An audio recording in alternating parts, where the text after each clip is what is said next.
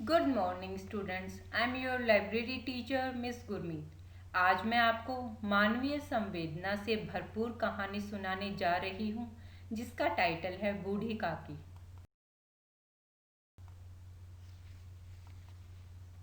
बुढ़ापा बहुधा बचपन का पुनरागमन हुआ करता है।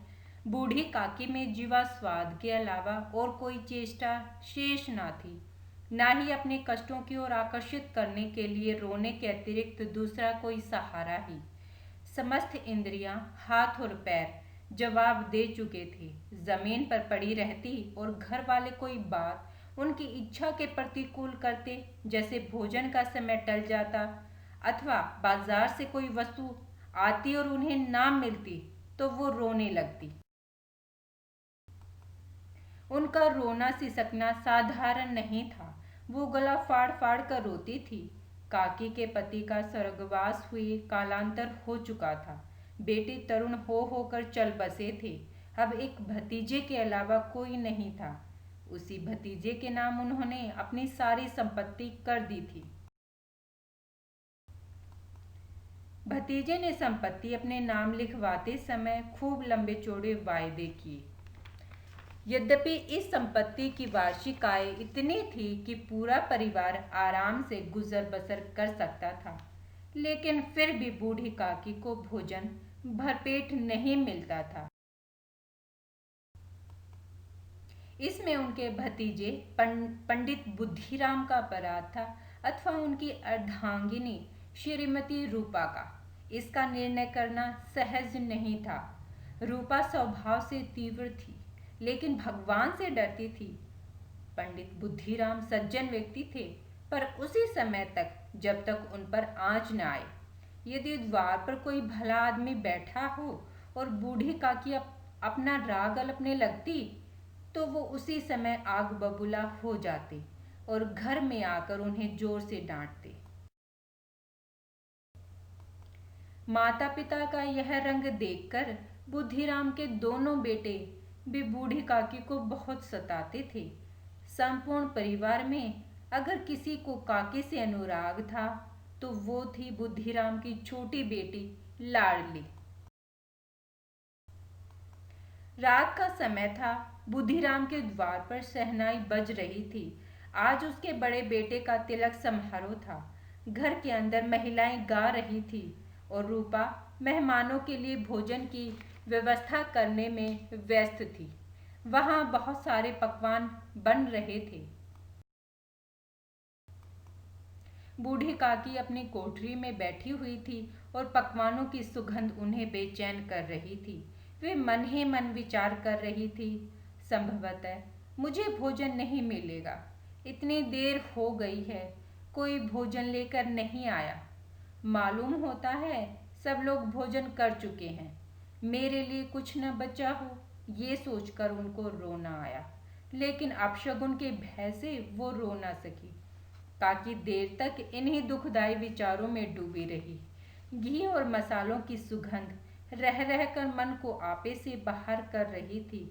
मुंह में पानी भर भर कर आता था। मुंह का स्वाद स्मरण करके हृदय में गुदगुदी होने लगती थी। काकी सोचती है, किसे पुकारूं, आज लाडली बेटी भी नहीं आई है। क्यों न कढ़ाई के सामने जाकर बैठूं और पकवानों को बनते देखूं।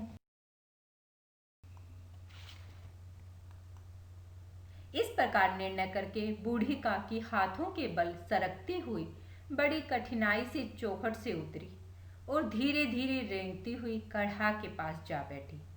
सहसा रूपा ने काकी को कढ़ा के पास देखा तो जल भुन गई। वह अपना क्रोध रोक न सकी और वह काकी पर झपटी और दोनों हाथों से उसे झटका। बोली, कोठरी में बैठे हुए क्या दम घुटता था?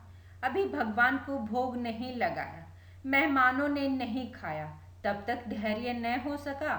गांव देखेगा तो कहेगा बुढ़िया को भरपेट खाने को नहीं मिलता, तभी तो ऐसे फिरती है।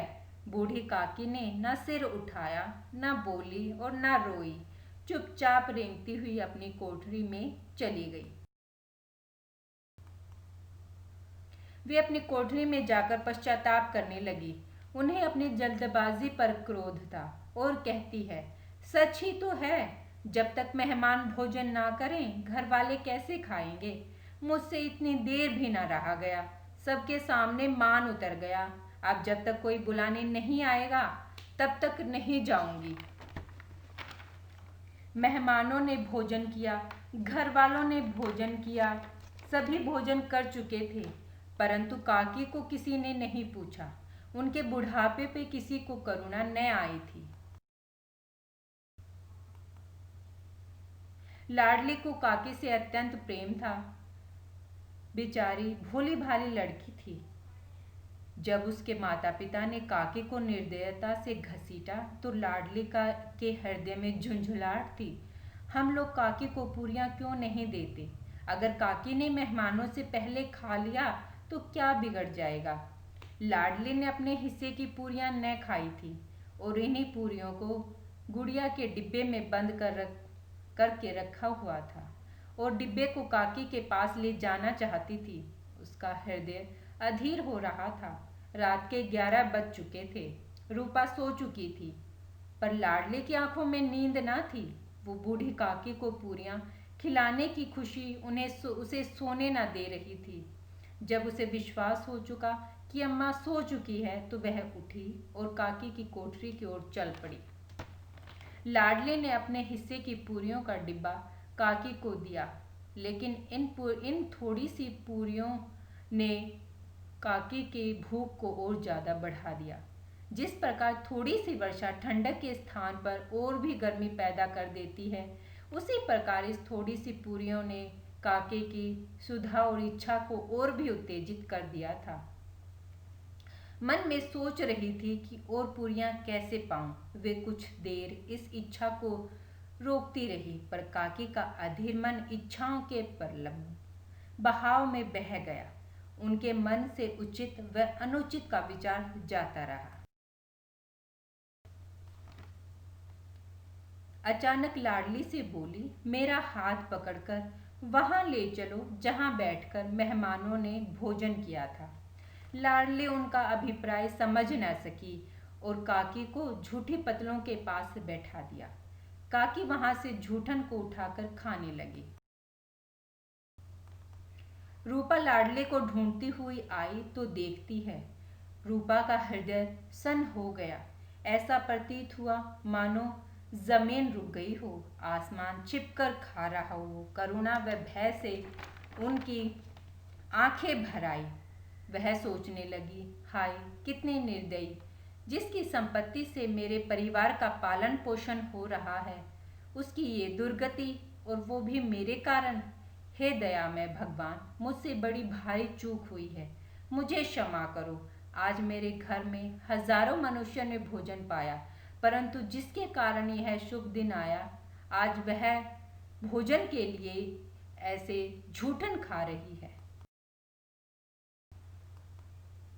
रूपा ने एक थाल में संपूर्ण भोजन सजाया और काकी के समीप पहुंचकर कहा, काकी उठो, भोजन कर लो। मुझसे आज बड़ी भूल हुई है, उसका बुरा न मानना और भगवान से प्रार्थना कर दो कि वह मेरा अपराध क्षमा कर दे।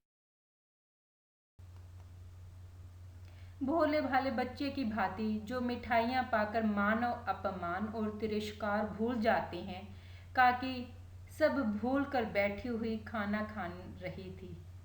उसके हृदय से सच्ची दुआएं निकल रही थी। रूपा इस अनुपम दृश्य का आनंद लेते हुए मगन थी। मुख्य रूप से संस्कारों के अभाव और पीढ़ी अंतराल के कारण बच्चे अपने माता पिता को बोझ समझने लगते हैं। वे भूल जाते हैं उन्हें भी ऐसी स्थिति से गुजरना पड़ेगा। जब हम अपने से बड़ों का आदर सम्मान करेंगे, तभी हमें भी वो आदर और सम्मान मिलेगा। तो बच्चों, हमें इस कहानी से यही शिक्षा मिलती है, हमें अपने बड़े बुजुर्गों का तिरस्कार नहीं, उनका आदर सम्मान करना चाहिए।